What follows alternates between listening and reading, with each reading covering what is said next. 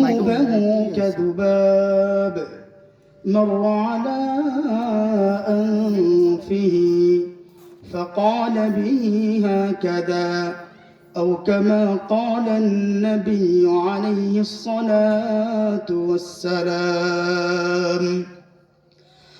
وقال تبارك وتعالى في شان حبيبه صلى الله عليه وسلم: إن الله وملائكته يصلون على النبي يا أيها الذين آمنوا صلوا عليه وسلموا تسليما. اللهم صل على محمد وعلى آل محمد كما صليت على إبراهيم وعلى آل إبراهيم إنك حميد مجيد. اللهم بارك على محمد وعلى آل محمد كما باركت على إبراهيم وعلى آل إبراهيم إنك حميد مجيد. ओ बात रही है जिस बात में कुरान नहीं,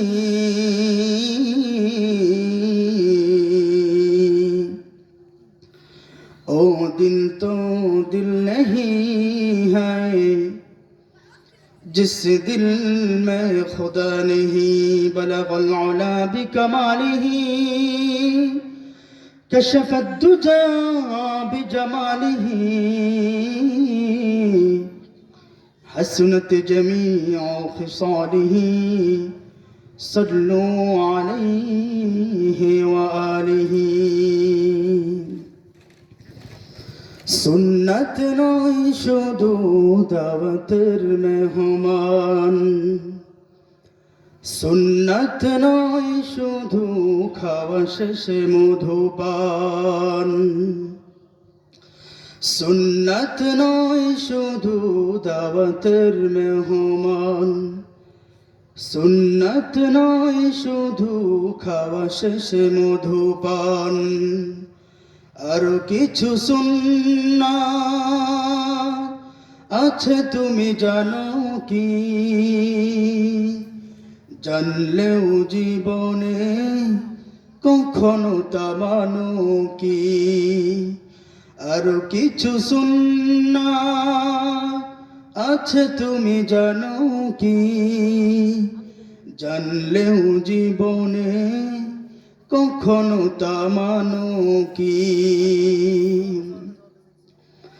সুন্নাত নয় শুধু মজলুম সহায়ক, সুন্নাত ইহুদের বাতিলের প্রতিরোধ, সুন্নাত নয় শুধু নির্জন ধ্যানে যাওয়া, আর সুন্নাত হলো পাথরের আঘাত খাওয়া। মুহাব্বতে তার সুদিনের সাথী তুমি, মুহাব্বতে তার সুদিনের সাথী তুমি, দুর্দিনেও তার পাশে থাকো কি? আরো কিছু সুন্নাত আছে তুমি জানো কি? জানলেও জীবনে কখনো তা মানো কি? সুন্নাতে কোরআনের সমাজ বিনির্মাণে বৈরী সকল পথ এড়িয়ে চলা, সুন্নাত দাওয়াতে দিনের পাশাপাশি ইসলাম রক্ষায় হাতে তলোয়ার তোলা, সুন্নত নাই শুধু সুমধুর আলাপন, সুন্নত প্রয়োজনে হুঙ্কার গর্জন। সুন্নত নাই শুধু মেষ চড়াতে যাওয়া, আর সুন্নত হলো রাষ্ট্রনায়ক হওয়া। মোহাব্বতে তার খালিদ ওমর আলী, মোহাব্বতে তার খালিদ ওমর আলী। আবু বকরের মতো পাশে থাকো কি, আরো কিছু সুন্নাত আছে তুমি জানো কি, জানলেও জীবনে কখনো তা মানো কি।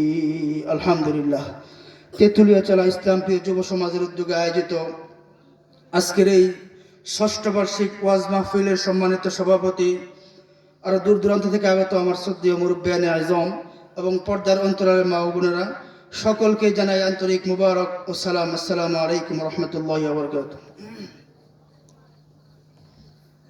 আজকে তেঁতুলিয়াচালায় যুব সমাজের মাহফিল কয়েক বছর আগেও এই মাঠে মাগরিবের পরে একটা গপ্প অনুষ্ঠান হয়েছিল।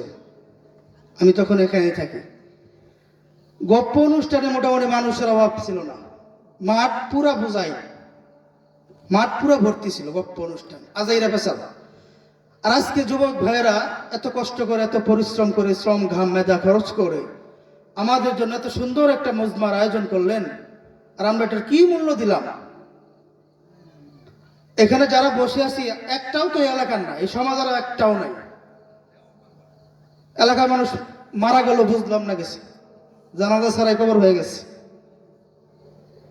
এখানে তো টাকা খরচ করে, প্যান্ডেল করে, বাতি লাগাইয়া, দূরে থেকে বক্তাই না 50-60 হাজার টাকা খরচ করে কি দরকার? কোরআনকে অপমান করা হচ্ছে এখানে, হাদিসকে অপমান করা হচ্ছে এখানে। আমি যুবক ভাইদেরকে বলবো, সামনের বছর যেন এই মাহফিল না হয়। আপনারা গানের অনুষ্ঠান করবেন, গানের অনুষ্ঠান করবেন, দেখি এলাকা কেমনে কি হয়। আজীব হয়ে গেলাম আজকে। তো আমরা যেহেতু দ্বীনের জন্য আলোচনা করি, আমাদের আকাবেররা দ্বীনের জন্য আলোচনা করছেন। আমাদের আকাবের আসলাফ ছিলেন হযরত ইসমাইল শহীদ রহমতুল্লাহ আলাই। উনি একদিন এশারের নামাজের পরে প্রায় 2 ঘন্টা থেকে 2.5 ঘন্টা আলোচনা করছে। তার পুরা আলোচনা একজন দূরের থেকে একটা শ্রোতা আসছে, ওনার আসতে আসতে মাহফিলে দেরি হয়ে গেছে। তো দেরি হওয়ার কারণে তো উনি আইসা আফসোস করতেছে, আরে আমি তো বক্তার ওয়াজ শুনতে পারলাম না, উনি কি বলে এটা শুনতে পারলাম না, শুনলে তো কিছু হইলেও আমল করতাম। তো ওই শ্রোতার আফসোস দেখা হযরত ইসমাইল শহীদ রহমতুল্লাহ আলাইহি বলতেছেন, সমস্যা নাই, আমি 2.5 ঘন্টা পুরা মাহফিলের ভিতরে সারা মানুষদেরকে যতটুকু আলোচনা করছি, যা আলোচনা করছি, যেই বিষয়ে আলোচনা করছি, আমি আপনাকে নিয়ে এখন 2.5 ঘন্টা আলোচনা করব। যা করছি ঠিক তাই করব। আমরা হচ্ছে তাদের উত্তরসূরি। তাই মাহফিলে কে আসলো না আসলো আমাদের দেখার বিষয় নেই। যারাই আসছেন ইখলাসের নিয়তে আসছেন, আপনারা ইখলাসের নিয়তে শুনবেন। আমিও বলবার জন্য চেষ্টা করবো ইনশাআল্লাহ তাআলা। আমরা যেহেতু তাদের উত্তরসূরি, তাদের বাতানো পথ অনুযায়ী আমরা চলবো ইনশাআল্লাহ। আল্লাহ পাক আমাদেরকে বুঝবার এবং শুনবার জন্য তৌফিক দান করুন, সকলে পড়ি আমিন।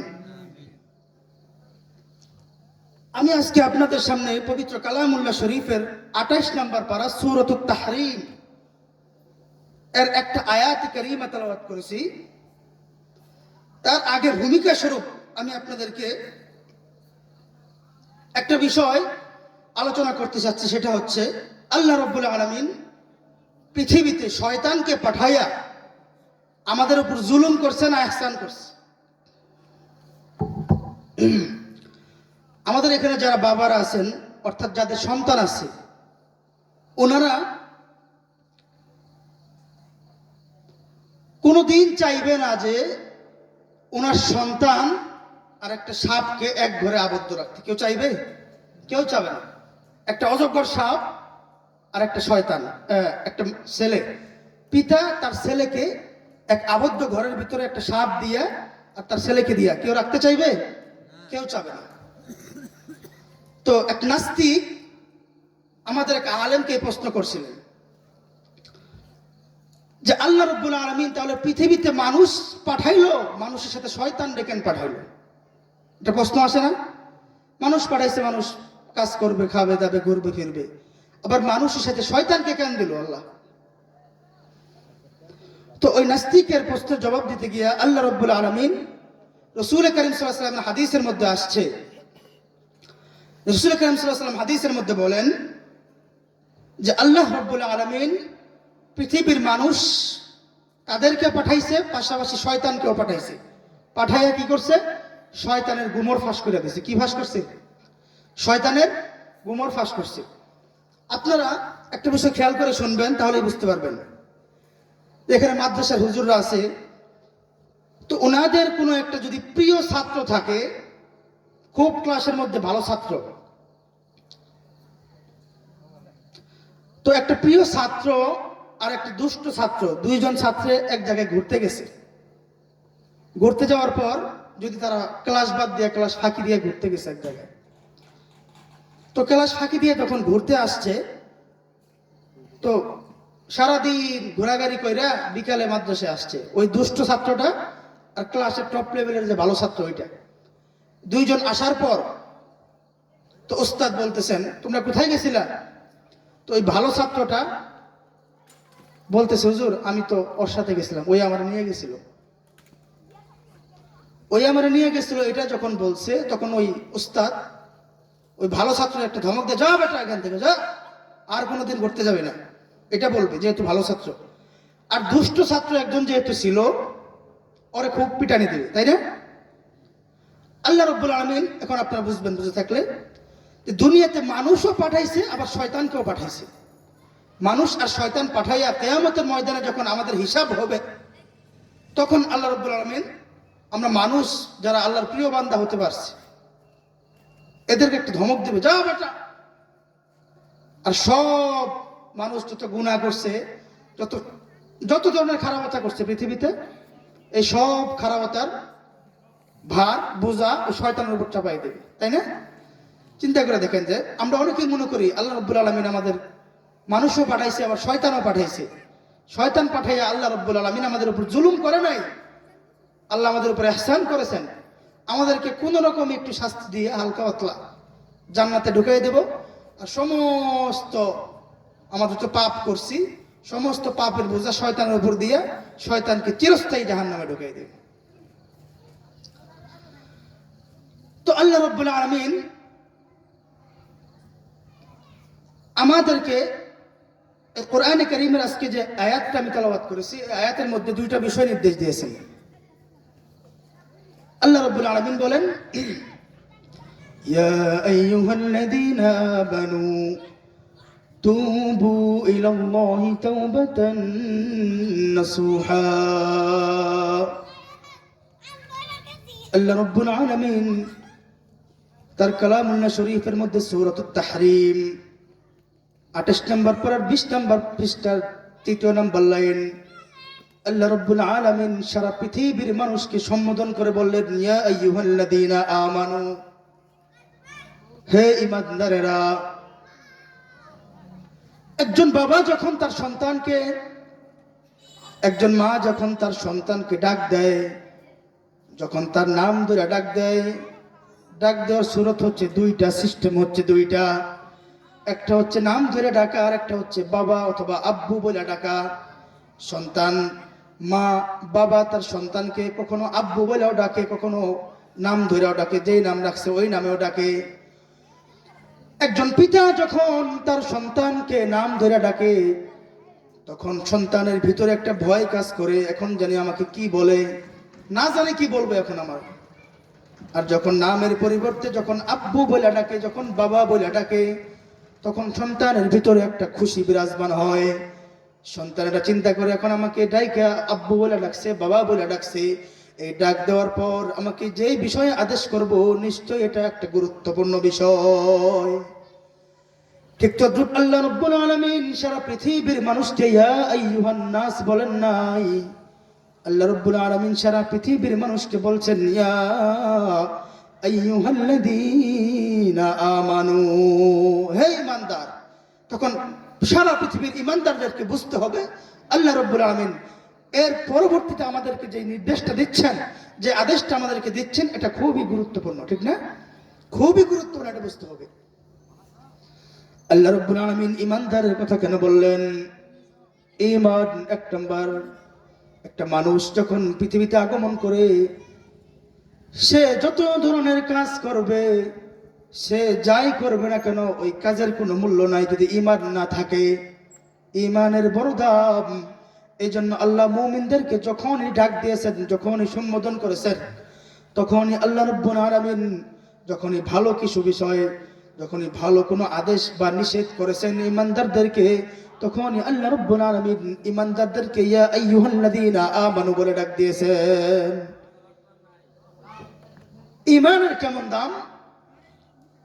মুফাসসিরিনে কেরামগণ তাফসীরের মধ্যে লিখতেছেন, একটা মানুষ জন্ম থেকে নিয়ে মৃত্যু পর্যন্ত তার গোটা জিন্দেগি, একটা মানুষের পুরা জিন্দেগি, দুনিয়ার শুরু থেকে কিয়ামত পর্যন্ত মানুষের সবচেয়ে গুরুত্বপূর্ণ যে তিনটা বিষয়, সেই তিনটা বিষয় যে জিনিসের উপরে নির্ভর করে, সেই জিনিসটা হচ্ছে ঈমান। সেই জিনিসটা হচ্ছে ঈমান। একজন মানুষের পৃথিবী সূচনা লগ্ন থেকে কিয়ামত পর্যন্ত যেই বিষয়ের উপরে, যে তিনটা বিষয়ের উপরে, গুরুত্বপূর্ণ বিষয়ের উপর, যে তিনটা গুরুত্বপূর্ণ বিষয় ঈমানের উপর নির্ভর করে, সেই তিনটা গুরুত্বপূর্ণ বিষয় হচ্ছে আল্লাহ রাব্বুল আলামিন এক নম্বরে বলতেছেন, এই যে দুনিয়ার নিজাম ঠিক আছে, বর্তমানেও কিছুদিন আগেও ভূমিকম্প হলো, দুনিয়া দোষে যায় নাই। কিয়ামতের আগে এমন মুহূর্ত হবে, এমন পরিস্থিতি হবে, আসমান গুলা ফাইটা তোলার মতো উঠতে থাকবে, জমিন ফাইটা ভাসতে থাকবে। আল্লাহ রাব্বুল আলামিন বলেন, এই যে দুনিয়ার নিজাম চাকচিক্য দেখতেছো, যেই নিজাম তোমরা দেখা, যেই সুস্থতা সুশৃঙ্খলা দেখা দুনিয়ার তোমরা গুনাহের মধ্যে লিপ্ত আছো, এই যে দুনিয়ার নিজামটা, এই যে দুনিয়ার সুশৃঙ্খলা ঠিক আছে, এটা কিসের উপরে তোমরা জানো? আল্লাহ রাব্বুল আলামিন রাসূল করিম সাল্লাল্লাহু আলাইহি ওয়াসাল্লাম হাদিসে কুদসির মধ্যে বলেন, এই দুনিয়ার নিজাম আল্লাহ রাব্বুল আলামিন ঠিক রাখছেন একমাত্র ঈমানের কারণে। এটা কেমনে বুঝবেন?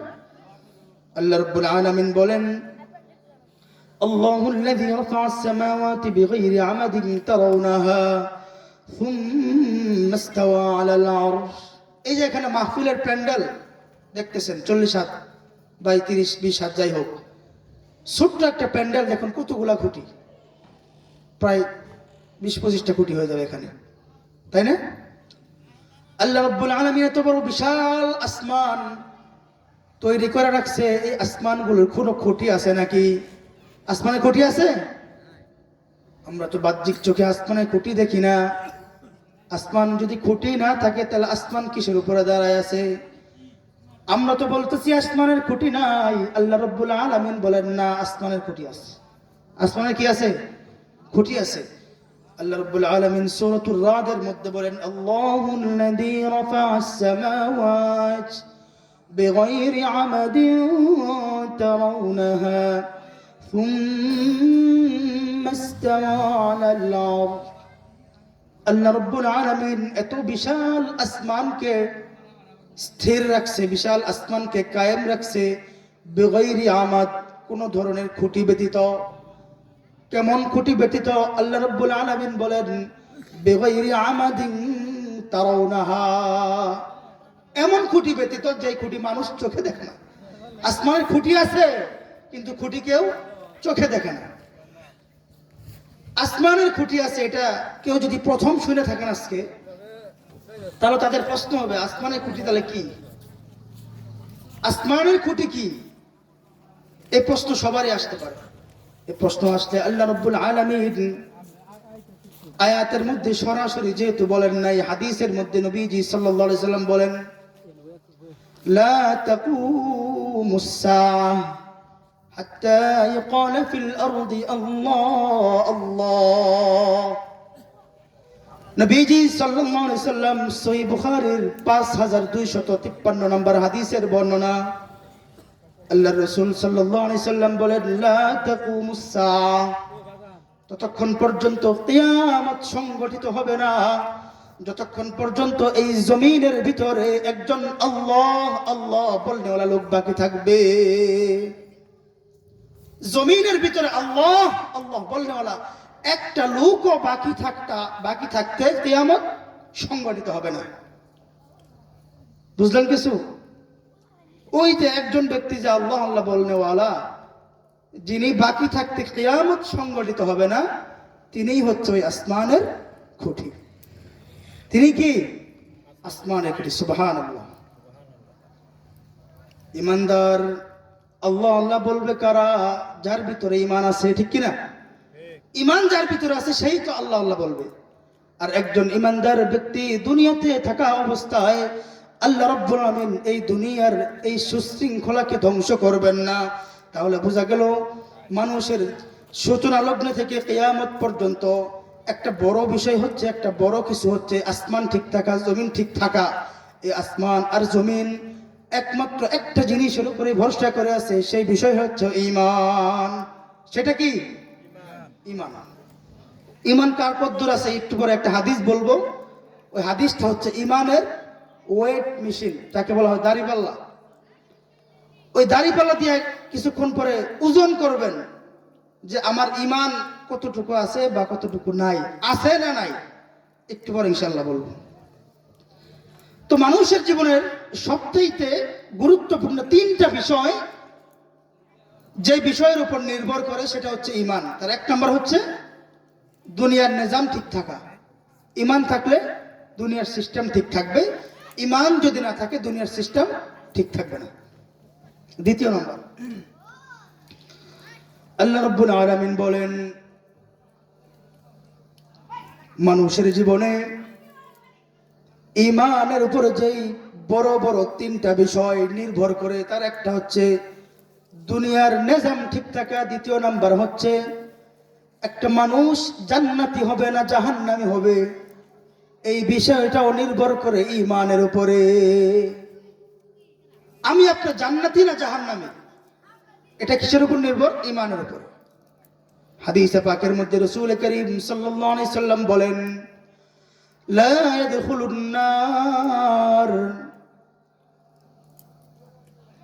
জাহান্নামে ততক্ষণ পর্যন্ত ওই বান্দাটা প্রবেশ করবে না যেই বান্দার কলবের মধ্যে হাত্তা ফি কলবিহি মিসকাল হাববাতিন মিন খারদাল, মিসকাল খারদাল মিন হাববাতিল ঈমান, ততক্ষণ পর্যন্ত একটা মানুষের ভিতরে যতক্ষণ একটা সরিষার দানা পরিমাণ ঈমান থাকবে ততক্ষণ পর্যন্ত ওই মানুষটা জাহান্নামে যাবে না। এই দুইটা বিষয়। তৃতীয় নাম্বার হচ্ছে আল্লাহ রাব্বুল আলামিন রাসূল কারীমের মাধ্যমে সারা পৃথিবীর মানুষকে জানান যেই বড় বড় তিনটা বিষয় ঈমানের উপর নির্ভর। এক নম্বর হচ্ছে দুনিয়ার নিজাম ঠিক থাকা, দুই নম্বর মানুষ জান্নাতি হবে না জাহান্নামী হবে, এটাও ঈমানের উপর নির্ভর। তৃতীয় নাম্বার হচ্ছে আমি আপনি যে আমল করি না কেন, বালেগ হওয়ার পর থেকে নিয়ে বৃদ্ধ হওয়া পর্যন্ত যত ধরনের আমল করছি, এই সমস্ত আমল এটা নির্ভর করে ঈমানের উপরে। ঈমান। আমি আপনি নামাজ পড়ি, দাঁড়িয়ে রাখছি লম্বা, 5 ওয়াক্ত নামাজ, যাকাত ঠিকঠাক, প্রতি বছরে 4 বার করে হজে যাই, আপনার এগুলা কবুল হয়ে গেল কি হইল না, আপনার আমলগুলা আল্লাহর নিকটে গ্রহণযোগ্য কিনা, এটা নির্ভর করবে ঈমানের উপরে। মুফাসসিরিনে কেরামগণ হাদিসের মধ্যে কত সুন্দরভাবে আমাদেরকে বুঝাইলেন একটা মানুষের ঈমান আর আমল, ঈমান আর আমল এই দুইটা কেমন। বলে এই দুইটা হচ্ছে অঙ্কের মধ্যে সংখ্যা আর শূন্য যেমন, একটা মানুষের জীবনের মধ্যে হায়াতের মধ্যে ঈমান আর আমল তেমন। বলে কেমন? অঙ্ক আমরা যারা বুঝি, অঙ্কের মধ্যে দুইটা সংখ্যা, দুইটা বিষয়, একটা হচ্ছে শূন্য আর একটা হচ্ছে সংখ্যা। আমরা যারা ব্যাংকে লেনদেন করি, ব্যাংকের চেক যারা কাটি, এরা ব্যাংকের চেকের মধ্যে যদি শূন্য লিখতে লিখতে লিখতে লিখতে চেক পুরো বোঝাই, চেক পরিপূর্ণ করে ফেলছে, ওই চেকের মূল্য আছে কোনো? বলেন, চেকের কোনো মূল্য নাই, কারণ চেক শূন্য দিয়ে বোঝাই। মানুষের আমল হচ্ছে তেমন,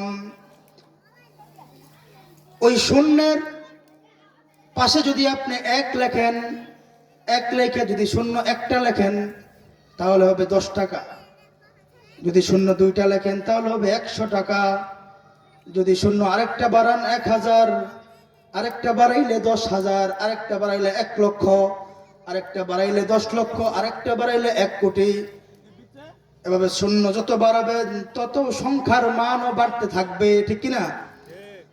হাদিসের মধ্যে মুফাসসিরিনে কেরাম এভাবে ব্যাখ্যা করেন যে ঈমান হচ্ছে সংখ্যার মতো, আমল হলো শূন্যের মতো।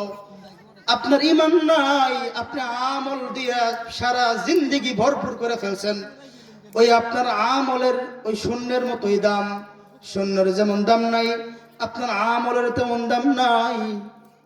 শূন্যের পাশে যদি একটা বসান, এক সংখ্যা বসান, এক বসানোর পরে পাশে একটা শূন্য দিলে যেমন 10 হয়, আপনার ঈমান যদি কোনো রকমে আনেন, ঈমান আইনা আমল একটু করবেন দাম বাড়বে, আমলের মাত্রা বাড়াবেন আর একটু দাম বাড়বে, আর একটু মাত্রা বাড়াবেন ঈমান আরো বাড়বে। আমল করতেই থাকবেন, ঈমানের দামও আল্লাহর নিকটে বাড়তেই থাকবে। সুবহানাল্লাহ। আমল হলো শূন্য, ঈমান হলো সংখ্যা। ঈমান ছাড়া আমলের কোনো দাম নেই, যত আমলই করেন আপনি, যত আমলই করেন, ঈমান ছাড়া আমলের দাম নাই। এখন আমাদের আর আপনাদের ঈমান কতটুকু আছে এটা আসেন একটু দেখি।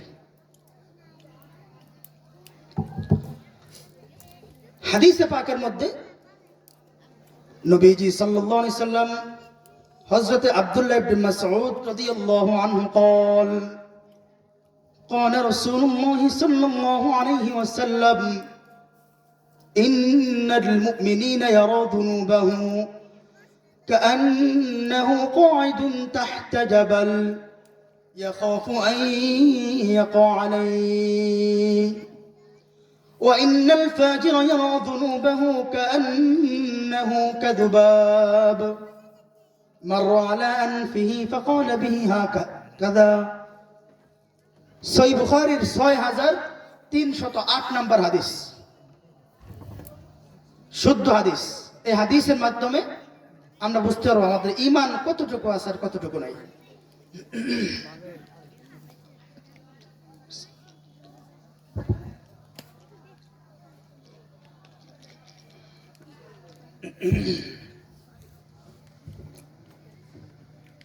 নবীজি সাল্লাল্লাহু আলাইহি সাল্লাম হাদিসের মধ্যে বলেন, ইন্নাল মুমিনিনা ইয়ারা যুনুবাহু, যে ব্যক্তির ভিতরে ঈমান আছে সে একটা গুনাহকে কেমন মনে করে তোমরা জানো নাকি?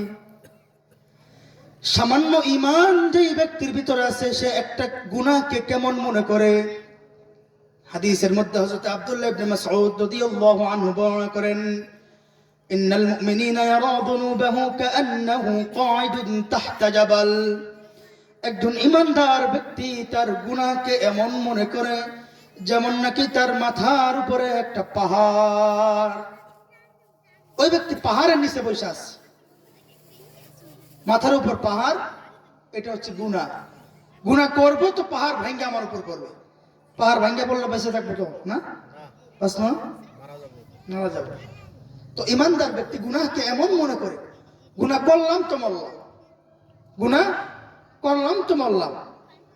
আর ঈমান তো মোটামুটি 16 আনা, কার মধ্যে কতটুকু আছে এটা চিন্তা করে দেখি।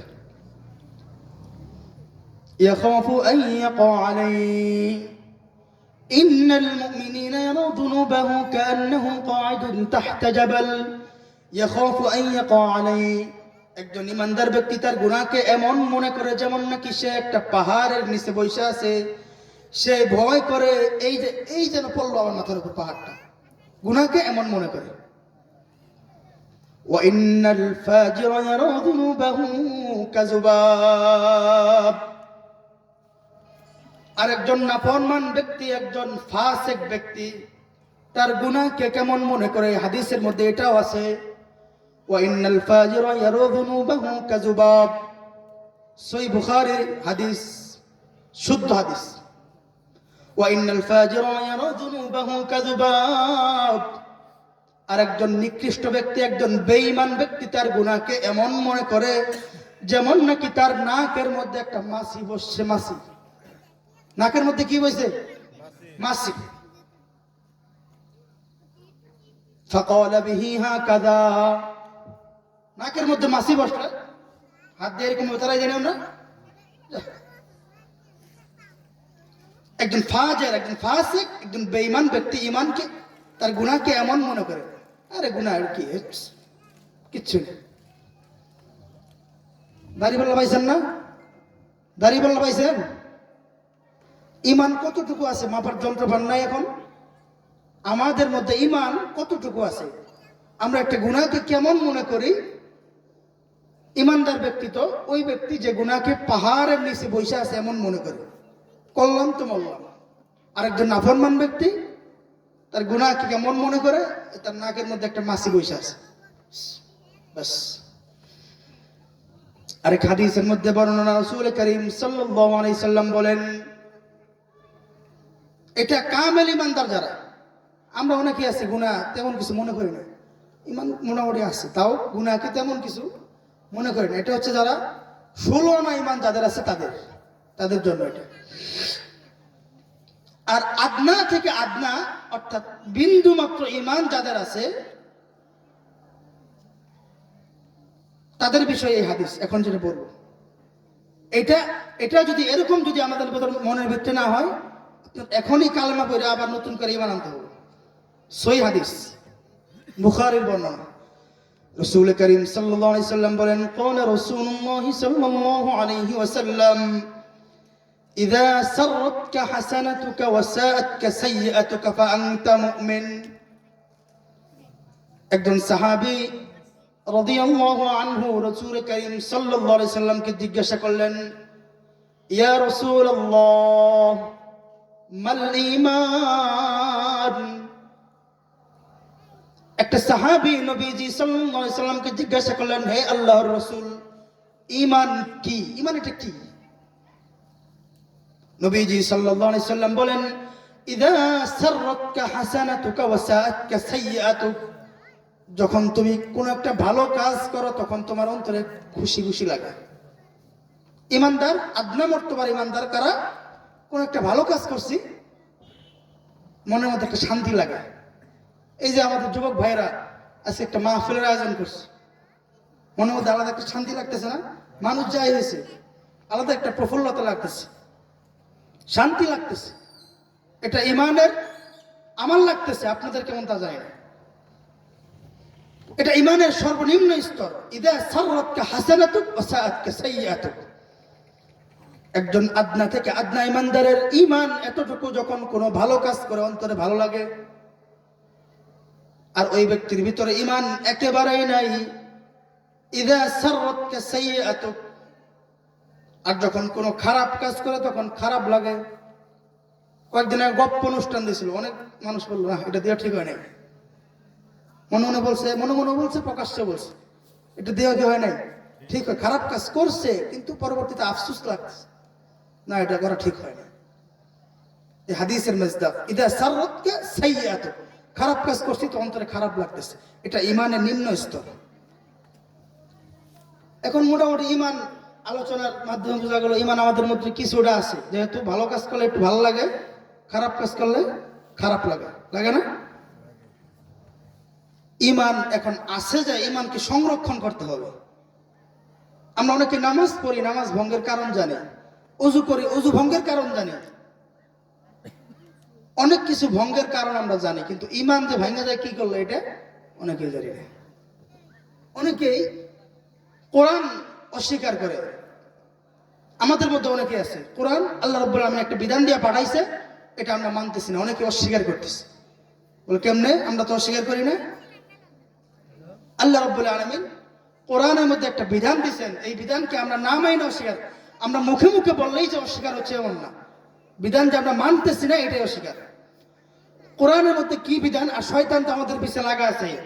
শয়তান, আল্লাহ রাব্বুল আলামিন যখন শয়তানকে বের করলেন জান্নাত থেকে, যখন শয়তান আল্লাহ পাকের কাছ থেকে ওয়াদা নিয়ে আসছে, সুম্মা লাআতিয়ান্নাহুম মিন বাইনি আইদিহিম ওয়া মিন খালফিহিম ওয়া আন আইমানিহিম ওয়া আন শামাইলিহিম ওয়া লা তাজিদু আকসারহুম শাকিরিন।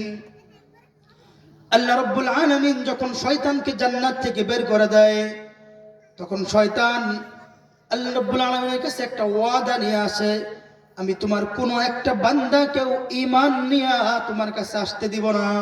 শয়তান আমাদের পিছে 24 ঘন্টা লাগা, ঈমানকে রক্ষা করা বড় কঠিন।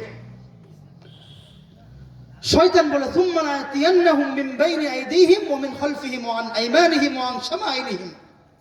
সুম্মা লাআতিয়ান্নাহুম, আমি তোমার বান্দাদেরকে ধোঁকা দেব, কুমন্ত্রণা দেব, মিন বাইনি আইদিহিম, সামনে থেকে, ওয়া মিন খালফিহিম, পিছন থেকে, ওয়া মিন আইমানিহিম, তার ডান থেকে, ওয়া আন শামাইলিহিম, বাম দিক থেকে। শয়তান বলে আমি চারো দিক থেকে তোমার বান্দাকে ধোঁকা কুমন্ত্রণা দিতেই থাকবো, ঈমান নিয়ে যেন কোনো একটা বান্দা তোমার কাছে আসতে না পারে। তো আল্লাহ রাব্বুল আলামিন বলেন, তুমি তো চতুর্দিক বললা, উপরের দিকের কথা তো বললা না। তুমি চতুর্দিক থেকে ধোঁকা দিবা, একবার বান্দা যদি আসমানের দিকে তাকাইয়া আস্তাগফিরুল্লাহ বলে, আস্তাগফিরুল্লাহ, হাদিসে কুদসির মধ্যে আল্লাহ রাব্বুল আলামিন বলেন, লাউ বালাগাত যুনুবুকা আইনানাস সামা। শয়তান তো আমাদের চতুর্দিক থেকে কুমন্ত্রণা দিতেই আছে, গুনাহ করতে করতে করতে করতে করতে করতে আসমানের সীমা পর্যন্ত আমরা গুনাহ করে ফেলছি, এত গুনাহ। হাদিসে কুদসির মধ্যে আল্লাহ রাব্বুল আলামিন বলেন, লাউ বালাগাত যুনুবুকা আইনানাস সামা সুম্মা ইস্তাগফারতানি ফাআগফির লাহ। কোন ব্যক্তি যদি আসমানের সীমানা পর্যন্ত গুনাহ করতেই থাকে করতেই থাকে, তারপরে একবার যদি উপরের দিকে তাকায় বলে আস্তাগফিরুল্লাহ, খাঁটি নিয়তে বলে আস্তাগফিরুল্লাহ, আল্লাহ বলেন আমি তার সমস্ত গুনাহ মাফ করে দেব। বলে উবালি, আমি কারো পরোয়া করব না, কে কি বললো না বললো, আমি কারো পরোয়া করব না, আমি বান্দার সমস্ত গুনাহ মাফ করে দেব। সুবহানাল্লাহ। আমাদের ঈমান নষ্ট হয় কেমনে? দুই একটা মিসাল উদাহরণ শুনেন। শয়তান আমাদের ঈমানকে কেমনে কেমনে নষ্ট করে। আল্লাহ রাব্বুল আলামিনের একটা অকট্য বিধান হচ্ছে, ইউসিকুমুল্লাহু ফি আওলাদিকুম লিযযাকারি মিসলু হাযযিল উনসায়াইন। আজান হচ্ছে, আমাদের এখানে নামাজ হবে 7:30টায়, যেহেতু দ্বিতীয় বক্তা আসতে একটু দেরি হবে, এশার নামাজ পড়ে ওনার উঠাই দেবো ইনশাআল্লাহ। তার আগ পর্যন্ত আমি ওই ভাঙ্গাচোরা কিছু আলোচনা করি আর কি। আল্লাহ রাব্বুল আলামিন কোরআনে কারীমের মধ্যে একটা অকাট্য বিধান আমাদেরকে দিয়ে দিলেন, খুব মনোযোগ দিয়ে শুনবেন। ঈমান দেখেন কেমনে ধ্বংস হয়, আমরা জানি না, মনে করি ভালো কাজ, আসলে কাজটা খারাপ। ভালো কাজ, ওই যে ঈমানদার হুজুর ওয়াজ করছে, ভালো কাজ করলে যদি শান্তি লাগে তাহলে তো এটা আমার ঈমান আছে, মনে করতেছি ভালো কাজ, আসলে খারাপ কাজ, জানি না। আল্লাহ রাব্বুল আলামিন কোরআনে কারীমের মধ্যে একটা অকাট্য বিধান দিলেন, ইউসিকুমুল্লাহু ফি আওলাদিকুম লিযযাকারি মিসলু হাযযিল উনসায়াইন। একজন পিতা যখন তার সম্পত্তি রাইখা মারা যাবে, তার যদি একটা ছেলে আর একটা মেয়ে থাকে, তাহলে তার পুরা সম্পত্তি ভাগ হবে 3টা। কয়টা? 3 ভাগ। এটা আল্লাহর বিধান। পুরা সম্পত্তি যখন 3 ভাগ হবে, 1 ভাগ পাবে মেয়ে, 2 ভাগ পাবে ছেলে। এটা কেমন কেমন ধরে লাগে না? মেয়েরা ঠকাইলো, এটা অনেকের মনে হয়। আমার শায়েখ হযরত মুফতি হাসান জামিল রহমত হাফিজাহুল্লাহ, ওনাকে এক লোক বলতেছে যে আল্লাহ এটা কেমন বিধান দিল যে মেয়ে পাবে 1 ভাগ, ছেলে পাবে 2 ভাগ। এটা আমার কাছে তেমন একটা ভালো লাগতেছে না, এটা যেন আমার কাছে কেমন কেমন লাগে। ওই লোকটা হাসান জামিল সাহেবকে বলতেছে। তো আমাদের হুজুর বলতেছে, আপনার ঈমানটা লইয়াও আমার জানি কেমন কেমন লাগে। আপনার ঈমান আছে না নাই? আপনি আল্লাহ একটা বিধান দিছে, এই বিধানের উপরে আপনি কেমন কেমন লাগে বলতেছেন, আপনার ঈমান আছে না নাই এটা নিয়েও আমার জানি কেমন কেমন লাগে। তো এটা সাধারণ একটা উদাহরণ দিলে আপনারা বুঝবেন। আল্লাহ রাব্বুল আলামিন মেয়েকে 1 ভাগ, ছেলেকে 2 ভাগ কেন দিল? তো একটা উদাহরণ দিলে সহজে বুঝবেন। আমাদের একটা শিক্ষা প্রতিষ্ঠান, শিক্ষা প্রতিষ্ঠানের যিনি প্রধান, উনি মনে করেন সমস্ত প্রতিষ্ঠানের ভিতরে মেস থাকে খাওয়ার জন্য, আলাদা বোর্ডিং বা মাতবাখ মেস, মানে খাবার দাবারের জন্য আলাদা একটা রুম থাকে, আর ওই খাবার দাবার সংগ্রহ করার জন্য সবকিছু সিস্টেম করার জন্য একজন নিয়োজিত থাকে, যিনি বাজার সদাই সবকিছু করে। এরকম থাকে না? মাদ্রাসার মধ্যে আছে এরকম, বিভিন্ন প্রতিষ্ঠান মাদ্রাসায় এরকম থাকে সব জায়গায়। তো একজন, আপনি বাড়িতেই ধরেন, আপনার বাড়িতে পরিবারের সদস্য সংখ্যা মোটামুটি 20 জন। 20 জনের মধ্যে সবাই এক একজন এক এক কাজে ব্যস্ত। তো একটা লোক ঠিক করা রাখা আছে আপনার জন্য, আপনার পরিবারের জন্য, যে উনি সবসময় বাজার সদাই করবে। সবসময় বাজার সদাই করার জন্য একটা লোক নিয়োজিত রাখা আছে। তো ওই লোকটা যখন আপনার কাছে আসবে বাজারের টাকা নেওয়ার জন্য, ভালোভাবে বুঝছেন, নয় কিন্তু আমার প্রেস লাগবে।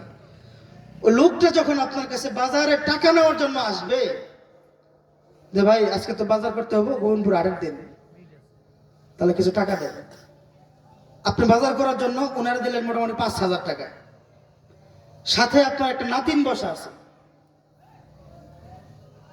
উনি যদি চায় যে আমার কিছু টাকা দাও, আমি আজকে এখানে মাহফিল হইতেছে, মাহফিলে কিছু খাবো যাই, তো আপনি ওনাকে 5,000 দেবেন না, 100 বড় জোর 50, 20 বা 100 এরকম দিবেন, ঠিক আছে না?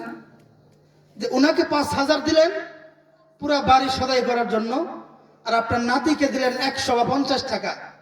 এখন কেউ যদি আয়সা বলে যে আপনার নাতিকে ঠকাইলেন, নাতিকে কি করলেন? ঠকাইলেন, 100 দিলেন, আর উনি একটা কামলা ওর 5,000 দিলেন, কেন দিলেন? এটা যদি কেউ বলে তাহলে কেউ কিছু জানে না, পাগল। ওনার তো দিলেন আপনার কতগুলো দায়িত্ব দিয়া, পুরা 20 জন পরিবারের সদস্য সবার বাজার করতে হবে, এই কারণে 5,000 দিলেন, আর ওনারা দিলেন মাত্র 100 বা 50 টাকা মজা খাওয়ার জন্য, তাই না? ঠিক তদ্রুপ আল্লাহ রাব্বুল আলামিন ইউসিকুমুল্লাহু ফি আওলাদিকুম লিয-যাকারি মিসলু হাজ্জিল উনসায়াইন, মেয়েকে দিল 1 ভাগ, ছেলেকে দিল 2 ভাগ। এটা কেন দিল? আল্লাহ রাব্বুল আলামিন বলেন, মেয়েকে দিলাম 1 ভাগ, ছেলেকে দিলাম 2 ভাগ পরিত্যক্ত সম্পত্তির। এটা কেন দিলাম? কই ছেলেকে 2 ভাগ দি, ছেলেকে দিছে 2 ভাগ, ছেলের দায়িত্ব হচ্ছে 4টা, আর মেয়েকে দিছে 1 ভাগ, মেয়ের কোনো দায়িত্ব নাই। মেয়ের 1 ভাগ কেন দিছে? ওই যে মজা খাবার নিয়ে দিছে, বুঝুন নাই? ছেলেকে 2 ভাগ দিয়া দায়িত্ব দিছে কয়টা? 4টা, আর মেয়েকে 1 ভাগও দেয় নাই। 1 ভাগ দিছে দায়িত্ব, একটাও দেয় নাই, 1 ভাগ দিছে মজা খাওয়ার জন্য। কই ছেলের দায়িত্ব 4টা কেমন? ওই পরিবারে যদি মা থাকে, ওই মায়ের দায়িত্ব, মায়ের ভরণ পোষণ, কাপড় দাপড় সব কিছু দিতে হবে ছেলেকে, মায়ের। ছেলেকে 2 ভাগ দিয়ে দিয়েছেন মায়ের দায়িত্ব, ছেলেকে 2 ভাগ দিয়ে দিয়েছেন। ছেলে যদি কোনো বোন থাকে, ওই বোনের দায়িত্ব। তারপরে ছেলের স্ত্রী থাকবে, স্ত্রীর দায়িত্ব।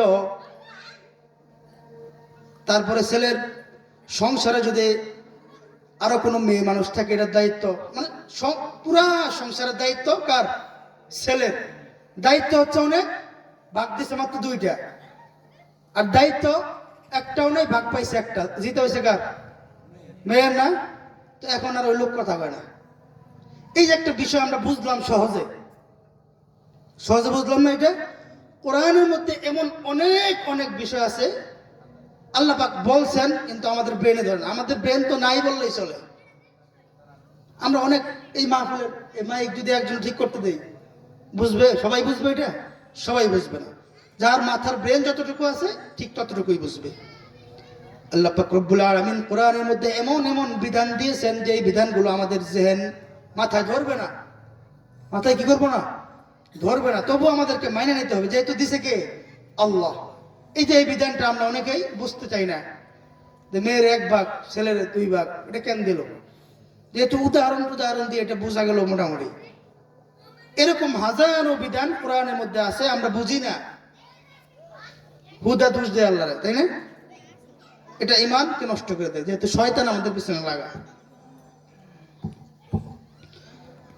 আমি আপনাদের সামনে যে আয়াতে কারিমা তেলাওয়াত করেছি, সেই আয়াতের প্রথম ভাগ কিন্তু মাত্র চলল। আল্লাহ রাব্বুল আলামিন বলেন, ইয়া আইয়ুহাল্লাযীনা আমানু হে ইমানদারেরা, ইমানের কত দাম পিছনের আলোচনা দ্বারা আমাদের বুঝে আসছে। এবার আল্লাহ পাক আমাদেরকে কি বিধান দিচ্ছেন, এই বিধান কি হবে এটা খুব গভীর মনোযোগ দিয়ে শুনতে হবে, যেহেতু আল্লাহ পাকের প্রিয় বান্দা হিসাবে আল্লাহ পাক আমাদেরকে এই বিধানটা দিচ্ছেন। সেই বিধানটা কি? আল্লাহ রাব্বুল আলামিন বলেন, ইয়া আইয়ুহাল্লাযীনা আমানু তুবু ইলাল্লাহি তাওবাতান নাসুহা। আল্লাহ রাব্বুল আলামিন বলেন, হে ঈমানদার, তোমরা যত গুনাহই করো না কেন, ঈমান কারো আছে 16 আনা, 12 আনা, 14 আনা, 8 আনা, 4 আনা, 2 আনা, 1 আনা, যাই থাক না কেন, তোমরা যত ধরনের গুনাহই করো না কেন, গুনাহ করার পরে যদি তোমরা খাঁটি নিয়তে তওবা করো আল্লাহর কাছে, আল্লাহ বলেন আমি তার সমস্ত গুনাহ মাফ করে দিব। আল্লাহ রাব্বুল আলামিন বলেন, তুবু ইলাল্লাহি তাওবাতান নাসুহা। ওগো বান্দা, তুমি আল্লাহ রাব্বুল আলামিনের কাছে তওবা করো। তাওবায়ে নাসুহা যাকে বলা হয়, সেই তওবাটা কেমন হবে? একটা গাভী যখন আমরা দুধ দহন করি, গাভীর দুধ দহন করার পরে গাভীর ওলানের মধ্যে দুধ দহন কইরা শেষ করার পরে ওই গাভীর ওলানের মধ্যে আবার পুনরায় দুধ প্রবেশ করানো যত কঠিন, একটা খাঁটি বান্দা তওবা কইরা যেই গুনাহের থেকে তওবা করে পুনরায় ওই গুনাহের মধ্যে যাওয়া ততটা কঠিন। এটার নাম হচ্ছে তওবায়ে নাসুহা। আল্লাহ রাব্বুল আলামিন বলেন, কোন বান্দা যদি তওবায়ে নাসুহা করতে পারে, তার গুনাহ যদি সমুদ্রের ফেনা পরিমাণ হয়, তার গুনাহ যদি আসমান পর্যন্ত হয়, অর্থাৎ তার 80 বছরের জিন্দেগিতে শুধু গুনাহ আর গুনাহ, জিন্দেগিতে ভালো কোনো কাজ ওই ব্যক্তি করে নাই, আল্লাহ রাব্বুল আলামিন বলেন খাঁটি নিয়তে যদি তওবা করতে পারে, আমি আল্লাহ তার জিন্দেগির সমস্ত গুনাহ মাফ করে দেব, সব মাফ। তওবায়ে নাসুহার 4টা সিস্টেম। এই তওবা যদি আমরা কেউ করতে চাই, অবশ্যই করব, যেহেতু আমরা সবাই মুমিন। আজকে এখান থেকে উঠে যাইতে পারবো কিনা তার কোনো গ্যারান্টি নাই। আজকে রাত্রে ঘুমাবো, কালকে ফজরের নামাজে উঠতে পারবো কিনা তার কোনো গ্যারান্টি নাই। এখন আমাদের তওবা আজকেই করা উচিত ফিলহাল, কালকে বাঁচবো কিনা সন্দেহ। নামে সমান জারি হলে করবে আটো,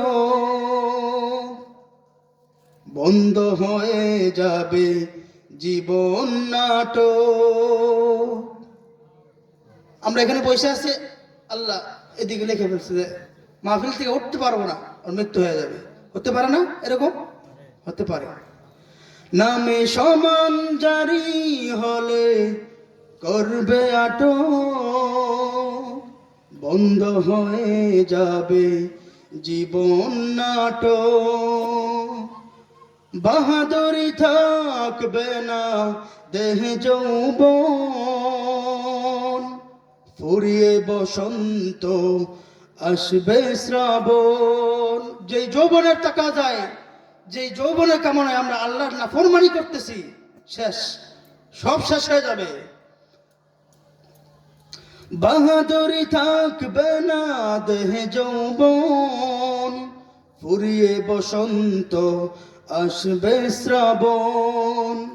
তৈরি থেকো, তৈরি রেখো কবরের মাল সামান, একদিন তোমারই নাম মসজিদে হবে এলান, একদিন তোমারই নাম মসজিদে হবে এলান। তৈরি থেকো, তৈরি রেখো কবরের মাল সামান, একদিন তোমারই নাম মসজিদে হবে এলান। ঠিক কিনা? কালকে সকালে হতে পারে, হতে পারে না? তো এই বিধান অনুযায়ী যেহেতু আল্লাহ রাব্বুল আলামিন আমাদেরকে খুব মহব্বত করে, খুব মায়া করে ডাক দিচ্ছে, ইয়া আইয়ুহাল্লাযীনা আমানু তুবু ইলাল্লাহি তাওবাতান নাসুহা। তওবা করা উচিত। তওবার স্তর হচ্ছে 4টা। তওবা করতে হলে শর্ত কয়টা? 4টা। 1 নাম্বার, যে গুনাহ করছি আমি, এই গুনাহ আর জিন্দেগিতে কখনো করব না, দৃঢ় প্রতিজ্ঞা করতে হবে। 1। দ্বিতীয় নাম্বার হচ্ছে গুনাহের ওপরে আমাকে খুব আফসোস করতে, এই গুনাহটা হয়ে গেছে আমার থেকে, খুব আফসোস করতে হবে। আর এই গুনাহকে স্বীকার করতে হবে। আমরা অনেকে গুনাহ করি কিন্তু স্বীকার করি না, মাতবরি করি, এটা কি গুনাহ হয় না এরকম? মাজার পূজা, মাজারের নামে ভণ্ডামি, কবরের মধ্যে আগুন জ্বালানো, কবরের ভিতরে আলো, আমরা কবরের মধ্যে লাইট দিয়ে আলো জ্বালাই। যে ব্যক্তি মারা গেছে ও জিন্দগিতে যদি ভালো কোনো কাজ করে যায়, ওর কবরের ভিতরে আল্লাহ বাতি জ্বালাবো, ঠিক না? আল্লাহ তো তার কবরের মধ্যে বাতি জ্বালাবো। আপনার ওই 5 টাকা দেওয়ার মোমবাতির বাতি ও কি দেখবো? আর যদি জিন্দগিতে যদি সারা জীবন কুকুয়াম আকাম করে গেছে, ওই 5 টাকার মোমবাতি ধরা দেবো নাকি? আলো দেবো? দেব। স্বীকার করা। আর 4 নাম্বার শর্ত হচ্ছে, আমি যে গুনাহটা করছি এটা যদি কোনো বান্দার সাথে সম্পৃক্ত থাকে, অর্থাৎ অমুকের চুগলখড়ি করছে, অমুকের গীবত করছে, এটা কোনো বান্দার সাথে, অমুকের হক মাইরা গেছে, কোনো বান্দার সাথে যদি সম্পৃক্ত থাকে, ওই বান্দার কাছ থেকে মাপ চায় নেওয়া। তওবার জন্য শর্ত হচ্ছে এই 4টা। কোনো ব্যক্তি যদি এই 4 শর্ত মোতাবেক আমল করতে পারে, এই 4টা শর্ত মাইনা যদি তওবা করতে পারে, আল্লাহ রাব্বুল আলামিন তার জিন্দেগীর সমস্ত গুনাহ মাফ কইরা তাকে আল্লাহর ওলি বানায় নেব। আল্লাহর ওলি বানায় নেব। এরকম ঘটনা আছে অহরহ। আরব বিশ্বের মধ্যে একজন ডাকাত ছিল, হযরত আয়াস রাহমাতুল্লাহি আলাইহি। দেখেন, উনি ছিল ডাকাত, কিন্তু তার নাম বলতে হলে এখন রাহমাতুল্লাহি আলাইহি, তার নাম বলার সাথে সাথে তার জন্য দোয়া করতে হয়। কেমন ডাকাত ছিল? প্রত্যেক দিন ডাকাতি করত। আগের যুগে রাস্তা দিয়ে যখন মানুষ যাইতো, যেহেতু হাঁটার একটা প্রচলন ছিল, গাড়ি ঘোড়া এরকম ছিল না, রাস্তা দিয়ে হাইটা যাইতে যাইতে যাইতে যাইতে যখন ক্লান্ত হয়ে যাইতো, রাস্তার পাশে তাঁবু গাইরা ওখানে মানুষ থাকতো। আর ওই ডাকাত ব্যক্তিটা ওই তাঁবুর নিচে প্রত্যেক রাস্তা দিয়ে রাত্রে যাইতো, আর ওই তাঁবুর ভিতরে ডাকাতি করতো। ডাকাত তো ডাকাতি করতে করতে করতে করতে একদিন রাস্তার পাশ দিয়ে যাইতেছে, তো ঘরের ভিতরে তাঁবুর ভিতর থেকে একটা কোরআনের আওয়াজ শুনতেছে। যেহেতু আরবি ছিল, ওনারা আরবি শুনেই বুঝতে পারছে। তো ওই তাঁবুর ভিতর থেকে আওয়াজ শুনতেছে ওই ডাকাতটা, আলাম ইয়ানি লিল্লাযীনা আমানু আন তাখশা কুলুবুহুম লিযিকরিল্লাহ। ওই ডাকাত ব্যক্তিটা ওই তাঁবুর ভিতর থেকে আওয়াজ শুনতেছে, আলাম ইয়ানি লিল্লাযীনা আমানু আন তাখশা কুলুবুহুম লিযিকরিল্লাহ। এখনো কি সময় হয় নাই যে ইমানদার ব্যক্তি আল্লাহ তাআলার ভয়ে, ইমানদার ব্যক্তির অন্তরটা কাঁপা উঠবে? এখনো কি সময় হয় নাই যে ইমানদার ব্যক্তি আল্লাহর ভয়ে কাঁপবে? আল্লাহর ভয়ে ইমানদার ব্যক্তির অন্তরটা কাঁপা উঠবে। এখনো কি সময় হয় নাই? এই কথাটা ওই ডাকাত খুব মনোযোগ দিয়ে শুনছে। যেহেতু ওনারা আরবি ছিল, আরবি ভাষা জানতো, তো ওনারা শুই নাই, বুঝে ফেলছে অর্থ। আলাম ইয়ানি লিল্লাযীনা আমানু আন তাখশা কুলুবুহুম লিযিকরিল্লাহ। এখনো কি সময় হয় নাই যে আল্লাহর ভয়ে ওই বান্দার অন্তর কাঁপা উঠবে? সারা জিন্দেগি ডাকাতি করছে, এখন চিন্তা করলো না, বয়স শেষ, এখন একটু ভালো হয়ে যায়। তো ভালো হওয়ার জন্য এক হুজুরের কাছে গেছে। হুজুরের কাছে যাওয়ার পর হুজুর বলল, এই আয়াতের তর্জমা আমি যে আয়াতটা পড়ছি, ইয়া আইয়ুহাল্লাযীনা আমানু তুবু ইলাল্লাহি তাওবাতান নাসুহা। তুমি আল্লাহ তাআলার কাছে তাওবায়ে নাসুহা করো, অর্থাৎ যে গুনাহ করছো স্বীকার করো, গুনাহকে স্বীকার কইরা সামনে আর কোনোদিন করবা না, এটা দৃঢ় প্রতিজ্ঞা করো। আর তোমার গুনাহগুলো যদি কোনো বান্দার সাথে সম্পৃক্ত হয়ে থাকে, তাহলে ওই বান্দার কাছে মাফ চাই না। সারা জিন্দগি করছে ডাকাতি, সব গুনাহ তো বান্দার সাথে সম্পৃক্ত, বুঝলেন না? সারা জীবন ডাকাতি করছে, আর কয়জনের কাছে মাফ চাও? মাফ চাইতে চাইতে সব তাদের কাছে ডাকাতি করতো, বাড়িতে গিয়ে গিয়ে গিয়ে গিয়ে গিয়ে গিয়ে সবার কাছে মাফ নিছে। তো একদিন ইহুদির কাছে ডাকাতি করছে, ইহুদির তাঁবুর নিচ থেকে। ওই ইহুদির কাছে যাওয়ার পর, যেহেতু ইহুদি আরে খাঁটি তওবা করে মুসলমান হয়ে গেছে, তো একটা ভালো ধরনের একটা ঝগড়া বিবাদ মোটামুটি হয়ে গেছে। তো তুমি ইমানদার হয়েছো, আমি তোমার মাফ করবো না। খুব কঠিন অবস্থা। ওই তো খাঁটি নিয়ে তওবা করছে, মাফ করাই নিতে হবে, যাই হোক।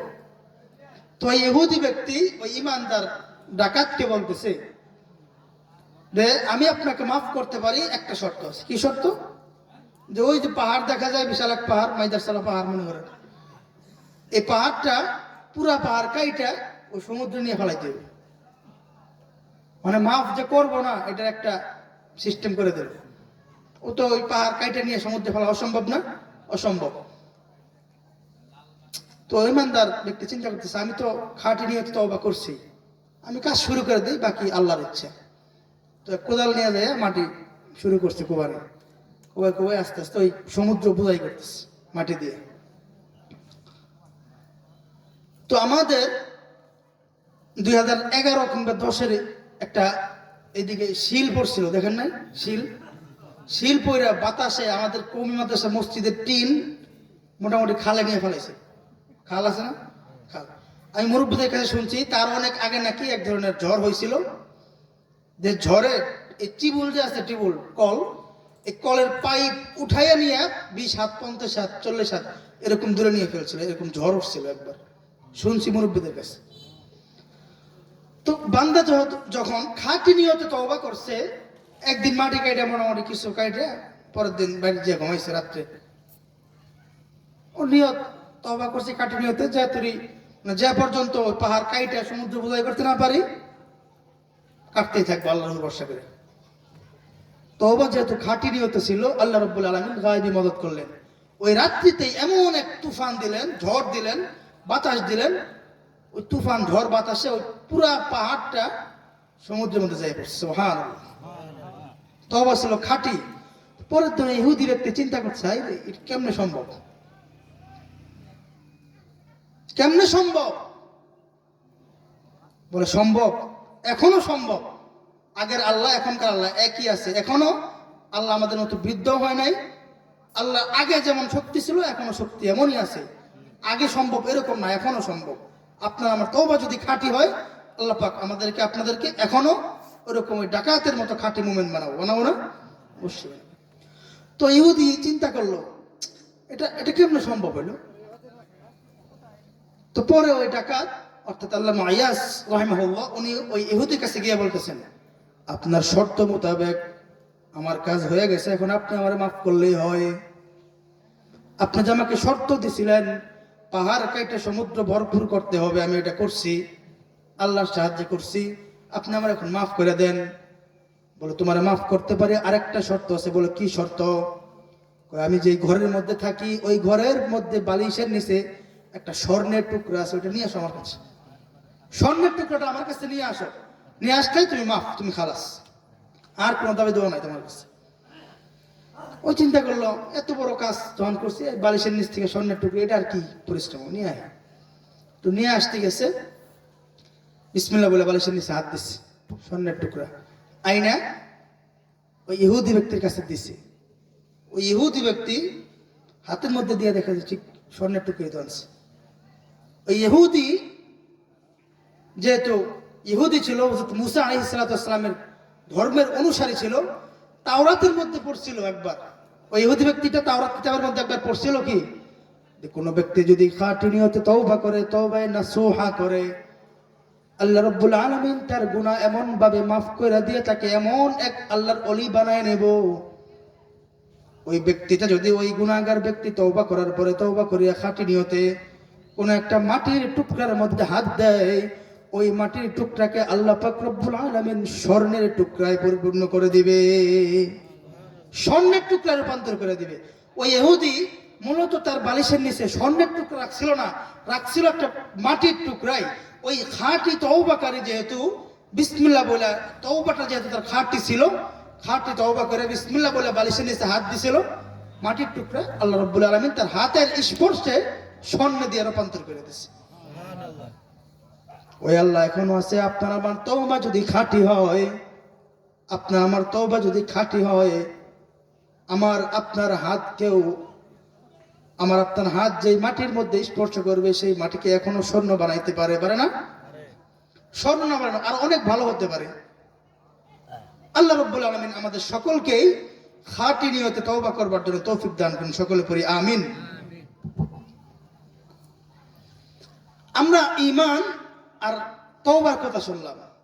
এর পাশাপাশি আল্লাহ রাব্বুল আলামিন যেখানে ঈমানের কথা বলছে, পাশাপাশি তওবার কথা বইলা তার সাথে সাথে আমলের কথাও বলছে। আমল, দেখেন আমাদের শরীরের মধ্যে অনেক জোড়াজারি আছে, আছে না? গিরা, হাদিসের মধ্যে আছে লিকুল্লি শাইইন সালাসাও মিআতিন মাফাসিল, প্রত্যেকটা মানুষের শরীরে 360টা জোড়া আছে। কয়টা? 360। প্রত্যেক দিন এগুলো নড়াচড়া করে, তারা নামাজ পড়ে। দেখবেন যে কোনো জিনিস, যান্ত্রিক জিনিস যেগুলো আছে, এক সপ্তাহ এক মাস ব্যবহার করলে ওইগুলোর মধ্যে মোবিল না দিলে, তৈল জাতীয় কোনো কিছু না দিলে ওটা আর কাজ করতে চায় না আগের মতো। আমাদের চিন্তা করে দেখেন, 60 বছর 80 বছর 100 বছরের জিন্দেগি আগের মতোই কাজ করে। বুড়া মানুষ, জোয়ান মানুষ যারাই আছে কাজ করে না? কোনোদিন মোবিল গ্রিস এগুলো দেওয়ার প্রয়োজন আমাদের হয় না। রাসূল করিম সাল্লাল্লাহু আলাইহি সাল্লাম সাহাবায়ে কেরামদেরকে বললেন, তোমাদের প্রত্যেকেরই উচিত সে যেন তার শরীরে 360টা জোড়া আছে, প্রত্যেকটা জোড়ার বিনিময়ে এক একটা দিনার করে সদকা করে। প্রত্যেকটা দিনারের বদলায় 1 দিনার করে কি করতে হবে? সদকা করতে হবে। তখন সাহাবায়ে কেরাম সব ছিল দরিদ্র সাহাবী। 360 দিরহাম ও দিনে কামাই করে 5 দিরহাম, 360 দিরহাম কেমনে সদকা হবে? আমরা যদি 360 টাকা করে সদকা করি দিনে, আমাদের কামাই নেই, দিনে 1 টাকা কামাই নেই, 360 টাকা কেমনে সদকা করবো? তো সাহাবায়ে কেরাম প্রশ্ন করলেন যে আমাদের তো কামাই তো এরকম নাই, আমরা 360 টাকা 360টা জোড়ার বিনিময়ে কেমনে সদকা করবো? রাসূল করিম সাল্লাল্লাহু আলাইহি সাল্লাম বলেন, তোমরা যদি 360 টাকা দিনে সদকা করতে না পারো, তাহলে তোমাদের জন্য আমল দিচ্ছি 2টা। 1 নম্বর, প্রত্যেক দিন সকালে সূর্য যখন উঠে পড়বে 10টা, 8টা থেকে 10টা 12টার মধ্যে 2 রাকাত চাশতের নামাজ পড়া। কিসের নামাজ? 2 রাকাত চাশতের নামাজ পড়া। এটা যদি কোনো ব্যক্তি প্রত্যেক দিন পড়ে, তাহলে ওই 360টা গিরার বদলায় কি হয়ে যায়? সদকা হয়ে যায়। সুবহানাল্লাহ। এটা অনেকে কষ্ট হয়ে যাবে, অনেকে বিভিন্ন জায়গার মধ্যে থাকে, অফিস কাজকর্ম, অনেকে কষ্ট হয়ে যায় না? 2 নম্বর হচ্ছে মসজিদ থেকে কষ্টদায়ক জিনিসকে দূর করা। অনেকেই দেখি মসজিদের মধ্যে একটু ময়লা, এই ইমাম সাহেব কই, মুয়াজ্জিন কই, ওই অমুক কই তমুক কই, মানে ওই সাহেব হয়ে গেছে, মানে মসজিদে নামাজ পড়তে আসে না। আইল মসজিদে ময়লা আছে কিনা, ইমাম সাহেব আইলো কিনা, মুয়াজ্জিন আসলো কিনা, ভুল ধরতে আসে। এরকম লোক আছে না? অনেক সমাজে আছে। এগুলো না করা। হাদিসের মধ্যে আসছে, আপনি যদি 360টা জোড়ার বদলায় সদকা করতে চান, তাহলে আপনার মসজিদ পরিষ্কার করা। একটু ঝাড়ু দিয়ে দিলেন, এই সিঁড়ির মধ্যে হালকা একটু ময়লা, বাস ঝাড়ু দিয়ে একটু দূর করে দিলেন, শেষ। আপনার কত বড় সওয়াব হলো আপনি নিজেও জানেন না। আপনি আসেন আরেকজনের নিয়ে, ওই কাজ আরেকজনে করলো, কত বড় ফায়দা হইলো। আপনি কি করতেছেন? তাহলে নিজের চিন্তা নেই, আরেকজনের চিন্তা করতেছে। এটা ইহুদিদের স্বভাব। আতা'মুরুনান নাসা বিল বির ওয়া তানসাউনা আনফুসাকুম। তারা সমস্ত মানুষদেরকে, মুনাফিকরা সমস্ত মানুষদেরকে নেক কাজের আদেশ দিত, এই কাজ করো, এটা ভালো কাজ, এটা করো, এটা ভালো কাজ, আর নিজেরা বসে থাকতো চুপ করে। এটা না করা ইহুদিদের একটা খারাপ স্বভাব। এটা আল্লাহ পাক আমাদেরকে এই 360টা জোড়ার বদলায় নফল সদকা করবার জন্য তৌফিক দান করুন। সকলে পড়ি আমিন। আল্লাহ পাক আমাদের সকলকে যে আলোচনা করা হলো, এই আলোচনার প্রতি আমল করবার জন্য তৌফিক দান করুন। সকলে পড়ি আমিন। ইন আসাবতু ফামিনাল্লাহ ওয়া ইন আখতাতু ফামিন্নি ওয়া মিনাশ শাইতান। সুবহানাল্লাহি ওয়া বিহামদিহি সুবহানাকাল্লাহুম্মা ওয়া বিহামদিকা আশহাদু আল্লা ইলাহা ইল্লা আনতা আস্তাগফিরুকা ওয়া আতুবু ইলাইক। এখনই আজান হবে, আজানের পরে 7:25 পড়লে হবে না? 7:25 জামাত হবে ইনশাআল্লাহ। নামাজ পড়ে যার জরুরত আছে, যার জরুরত পুরা করি। নামাজ পড়ে মাগরিব পরে যাই। আমরা এলাকার যেহেতু বেড়া ব্যস্ত আলোচনা করলাম, শুনলেন না, গুরুত্ব দিলেন না, যাই হয়েছে মোটামুটি এশার নামাজের পর যেহেতু দাওয়াতি মেহমান, ওনারা আইসা যদি এমন একটা অবস্থা দেখে, তাহলে ওনাদেরকে এটা অপমান করা হবে। আমরা ওনারা বড় আলেম, মুসাফির মানুষ, ওনাদেরকে অপমান না করি। আমরা সকলেই যে যেখানে আছি, আমরা গুরুত্ব দিয়ে এখানে সবাই এসে বসে যাবো ইনশাআল্লাহ। আল্লাহ পাক আমাদের সকলকে তৌফিক দান করুন। আমিন। জাযাকাল্লাহ।